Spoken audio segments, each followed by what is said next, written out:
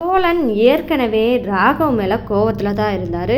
இருந்தும் ராகவ் தன்னோட வரம்பை மீறி நிலா சோழனுக்கு எப்படி கல்யாணம் ஆச்சு, எந்த மாதிரியான நிலைமையெல்லாம் இப்போ இருக்காங்க, டைவர்ஸில் எத்தனை ஹியரிங் இவங்க போயிருக்காங்க, இந்த எல்லா டீட்டெயிலும் சேரன் மூலமாக ராகவ் தெரிஞ்சுக்கிட்டாரு. தெரிஞ்ச ராகவ் என்ன பண்ணாரா, நிலா கிட்ட தன்னோட காதலை சொன்னது மட்டும் இல்லாமல் 4 ஆம்பளைங்க இருக்க வீட்டில் நீங்கள் ஏன் இப்படி இருக்கணும், நான் வேணும்னா உங்களுக்கு தனி ஃப்ளாட் ரெடி பண்ணி நீங்கள் ஷிஃப்ட் ஆகிக்கோங்க அப்படின்னு சொல்லிட்டு ரொம்பவே வரம்பு மீறி பேசியிருந்தார் நிலா கிட்ட. நிலா தனக்கு ஏற்பட்ட அவமானம் தாங்க முடியாமல் தன்னோட கோபத்தை சேரன் கிட்ட காமிச்சிட்டாங்க. சேரன் செஞ்சது தப்பு அப்படின்னு சொல்லிட்டு நிலா சொன்னதை வச்சு அவரும் தன்னோட தப்பை உணர்ந்து தான் ஃபீல் பண்ண ஆரம்பிச்சிட்டாரு.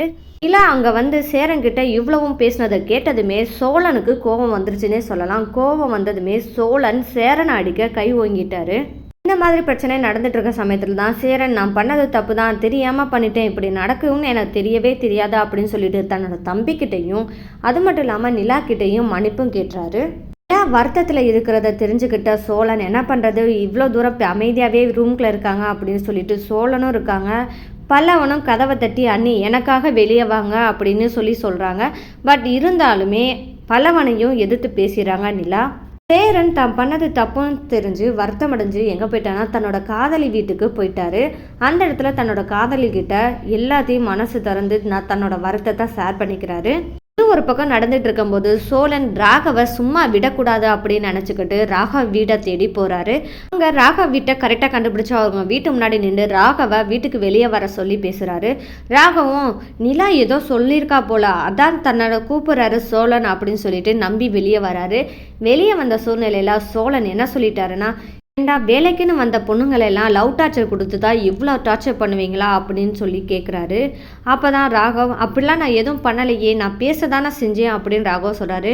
நிலா கேட்டால் சோழன் என்ன சொல்கிறாருன்னா, நீ உனக்கெல்லாம் எவ்வளோ தைரியம் இருக்கணும், ஏன் பொண்டாட்டி நிலா கிட்டேயே நீ காதலிக்கிறேன்னு சொல்கிற, என்னடா நினச்சிக்கிட்டு இருக்கா அப்படின்னு சொல்லிட்டு சோழன் ராகவை அடின்னு அடிச்சிடுறாரு. கண்டிப்பாக ராகவ் மாதிரியான ஆளுகளுக்கெல்லாம் இந்த மாதிரி தண்டனை கரெக்டு தான். அது மட்டும் இல்லாமல் சோழன் ராகவுக்கு கொடுத்த தண்டனையும் கரெக்டு தான் அப்படின்னு நினைக்கிறவங்க என்னோட சேனலுக்கு மறக்காமல் சப்போர்ட் பண்ணி ஆதரவு தெரிவிங்க. சோழன் அடித்ததுமே ராகவ், உன்னை போலீஸில் கம்ப்ளைண்ட் பண்ணி நான் கேஸ் கொடுத்தேன்னா என்ன ஆவேன்னு தெரியுமா அப்படின்னு ராகவ் மிரட்டுறாரு.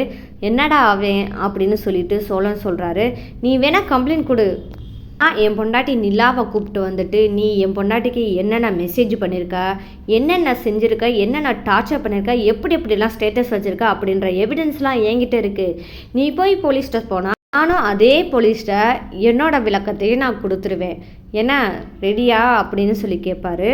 அது மட்டும் இல்லாமல் நாளைக்கு ஆஃபீஸ் போனால் மூச்சு பேச்சு கூட வரக்கூடாது, உன்னை அடிச்சுன்ற வார்த்தை கூட தெரியக்கூடாது அப்படின்னு சொல்லி மிரட்டுறாரு.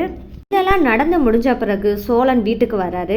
வீட்டுக்கு வந்ததுமே நிலா கிட்ட பேச போகிறாரு. ரூம்குள்ளே போனதுமே இவ எதுனாலும் கத்துனா வெளியே தெரியக்கூடாது அப்படின்னு சொல்லி கதவு சாத்திடுறாரு. சாத்திட்டு நிலாவுக்கு தண்ணியும் கொடுக்குறாரு. அந்த சமயத்தில் தான் நிலா சொல்கிறாங்க, எவ்வளோ பேசுனா தெரியுமா, உங்கள் அண்ணே செஞ்ச வேலையினால எனக்கு எவ்வளோ அசிங்கம் தெரியுமா அப்படின்னு சொல்லி கேட்குறாங்க. அதுக்கு சோழன் என்ன சொல்கிறான்னா, எங்கள் அண்ணே செஞ்சது தப்பு தான், நீங்களும் அவரை எதிர்த்து பேசி ரொம்பவே கேவலமாக பேசிட்டீங்க, அதுவும் தப்பு தானே நிலா அப்படின்னு சொல்லிட்டு பொறுமையாக சொல்கிறாரு. இப்போ சோழன் சொன்னதை கேட்ட நிலா, ஆமாம் நானும் சேரன் அண்ணனா அப்படி பேசியிருக்கக்கூடாது, நாளைக்கு கண்டிப்பாக நான் மன்னிப்பு கேட்டுறேன் அப்படின்னு சொல்லிட்டு நிலா சமாதானமாயிரா.